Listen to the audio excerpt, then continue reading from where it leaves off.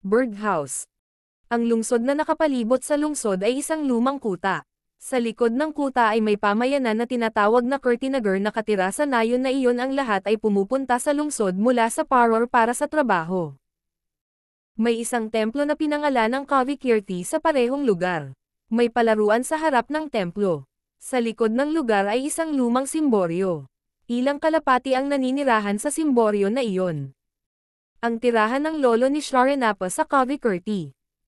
Si lolo ay nagkukwento at kumakanta sa mga bata na madalas na nagtitipon doon. Ang Kavikirti na pinaglalaroan ng mga bata sa bukid. Umikot ang mga kalapati sa simboryo. Ito ang normal na eksena doon.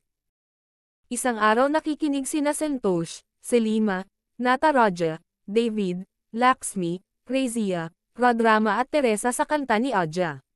Biglang narinig ang huni ng mga kalapati habang nagsisitakbuhan ang lahat ng bata. Nahulog ang kalapati sa ilalim ng simboryo. Dugo ay umaagos, at ang lahat ng mga bata ay tumakbo doon. Sa kasamaang palad, pinagsisihan niya na kasalanan iyon. Samantala pumasok ang isang binata. May hawak siyang busog at palaso. Pinulot niya ang isang patay na kalapati. Bakit mo pinatay ang kalapati? Tanong ni Selim. Sabi ni Lakshmi ang mga hayop at ibon ay dapat tretuhin ng may pagmamahal. Walang pakialam si Taruna. Nawala ang yabang sa kanyang mga mata. Ang mga bata ay nagiging walang magawa, napakalungkot. Isang araw, lahat ng bata ay sumali. Naglalaro sila sa open air. Dumating na naman ang sandaling iyon. Itinutok niya ang kanyang pana at pinatay ang isa pang kalapati. Narinig ng mga bata ang sigaw ng kalapati at agad na nagtakbuhan ang mga bata. Nang makita niya ang kalagayan ng kalapati, nagalit siya kay Taruna na nakatayo sa malapit. Wala ka bang awa? Tanong ni Razia. Huwag mo silang patayin, pakiusap ni David. Ang dami mong alam sa lasa ng karne ng kalapati. Nanunuya ang binata.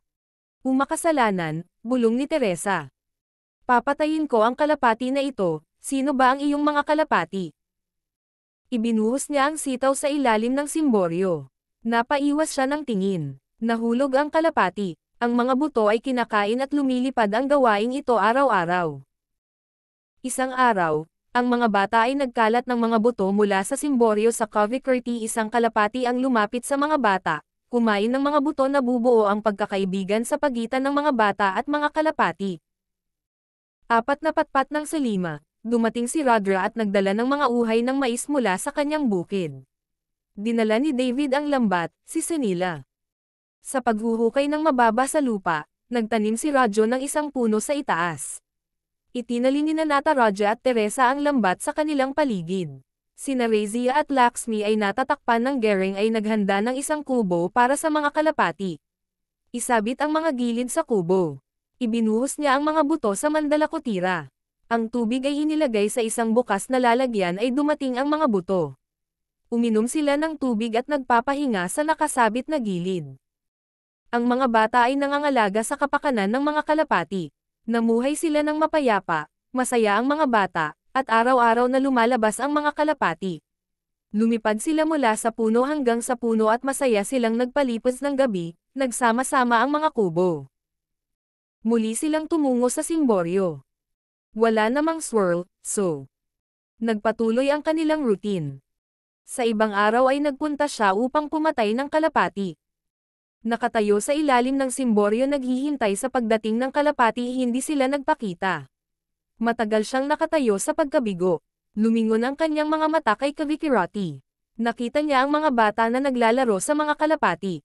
Isang bagong kamalayan ang lumitaw sa loob niya. Naawa siya sa sarili niya. Hindi na siya pumunta sa ganoong paraan.